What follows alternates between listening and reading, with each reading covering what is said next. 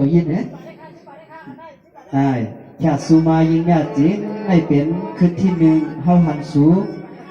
ดีวันไหลพางนั่นสูมีโผในห้าเนี่ยว่ามีจู่ในห้าเนี่ยว่าสูว่าเป็นเมห้างเจ็ดจู่สูเปลี่ยนได้ต้องสูมาเอาเทียนหรือเนี่ยว่าเขาได้เดี๋ยวไปมั่วสูได้ตอดสุดปานานาเนี่ยจริงเนี่ยเนี่ยว่าได้คือจะได้ดิอ๋อค่ะอันนี้ก็เมียสิงคนมาแล้วค่ะในผมฮักเตได้ดื่มลงมาค่ะนะ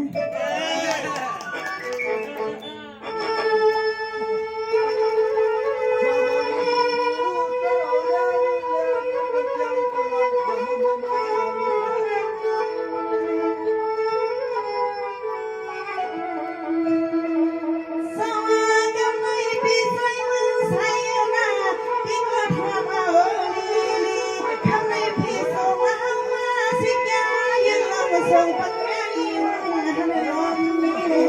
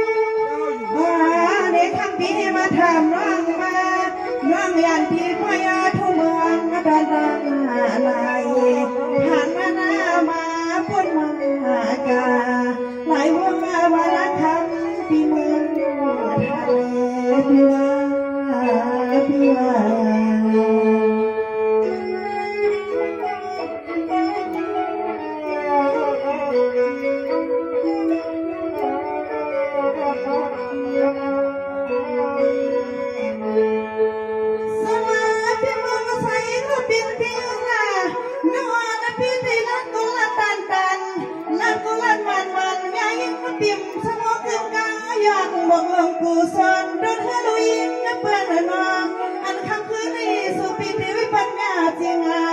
ช่างน้องมังฮักปีเมาลายหนูพี่นัว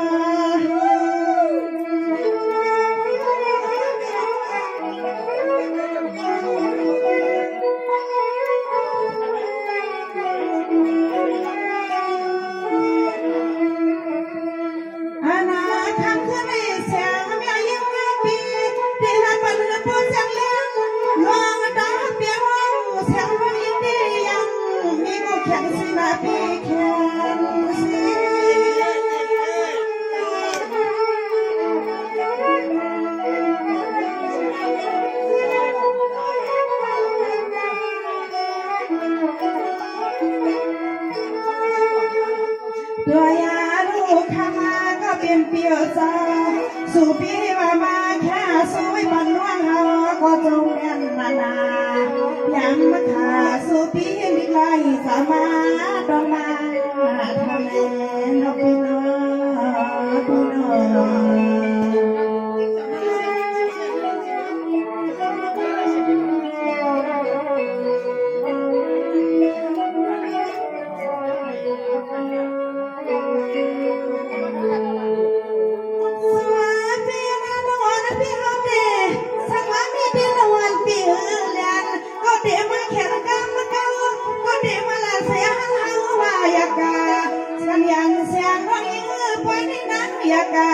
ยังไปมีเข้ามากันละนามา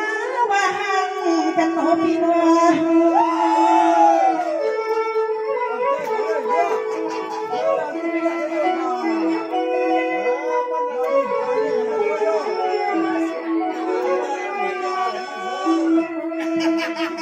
อาณาใจยังได้ทำผู้ผิดเปียกต่อเพียงอาหารคำมาเสียเดือปีเป็นบางอยู่เสียงน้องอยู่ไปเอาลูกชายพายาเพราะว่าใจพี่เมืองเอ็นอันได้เขทำเป็นเฮาอยู่ปีเป็น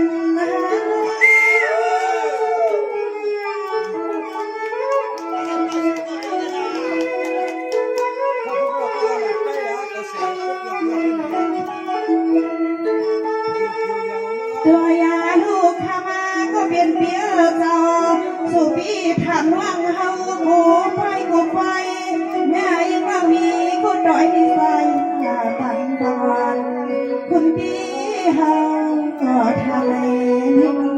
หน่อย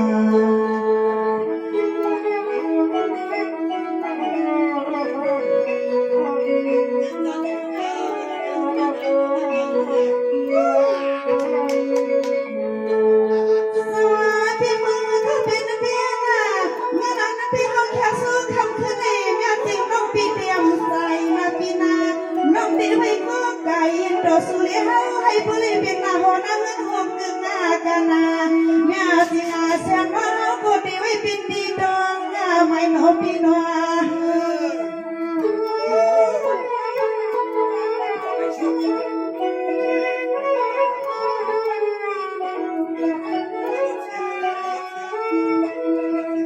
อาณาในข้ามาก็เปลี่ยนเปลี่ยนต่อสร้างกระสือใส่พี่นางอันอาคารพี่เฮาวันวันเดเยอะสักมือเลยกว้างวันดิบพี่เปลี่ยนเฮือนโลพี่เปลี่ยน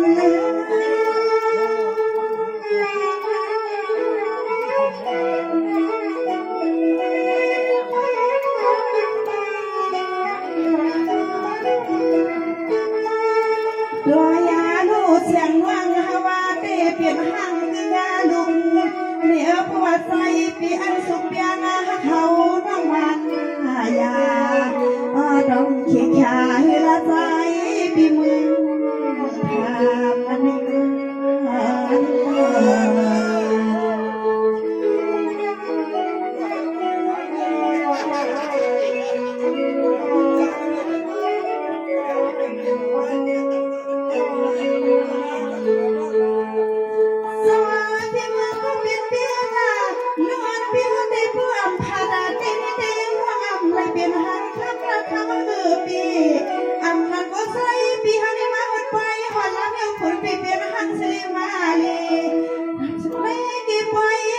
พี่เฮาตายลายมุงมันเฮายิงทางไหน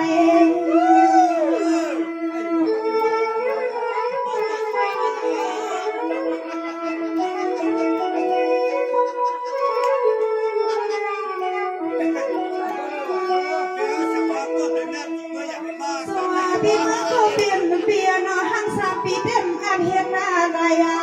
โอ้เลยเปลี่ยนหังสามวันในเมื่อวันในคำปีซึ่งมายกเสือเฮาเทียนรถเสื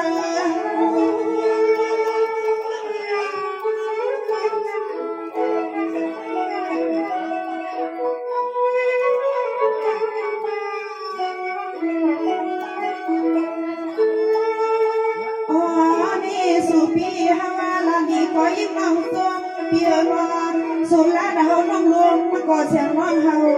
อยู่มาเอากูขอกูกำยังคำดีเสี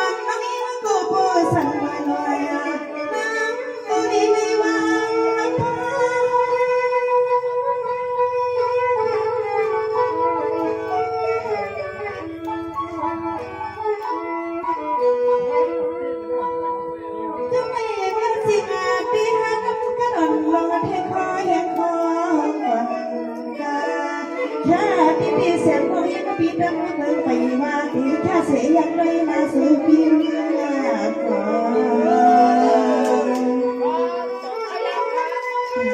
ก่อนจะมาลำพังเพราะว่าแต่ห้องลำก็แค่สิลำเป็นนอนลูกไม้ขนาดกำเดียวพวกเราขาดกำเดียวลงน้ำปิ้งว่าลงน้ำพุ่งล้างหัวขนาดการลงน้ำปิ้งเดียวเราว่าน้ำปิ้งในตั้งล้างยาวไก่ก็ไหวยันลงห้องเมืองน้ำอย่าง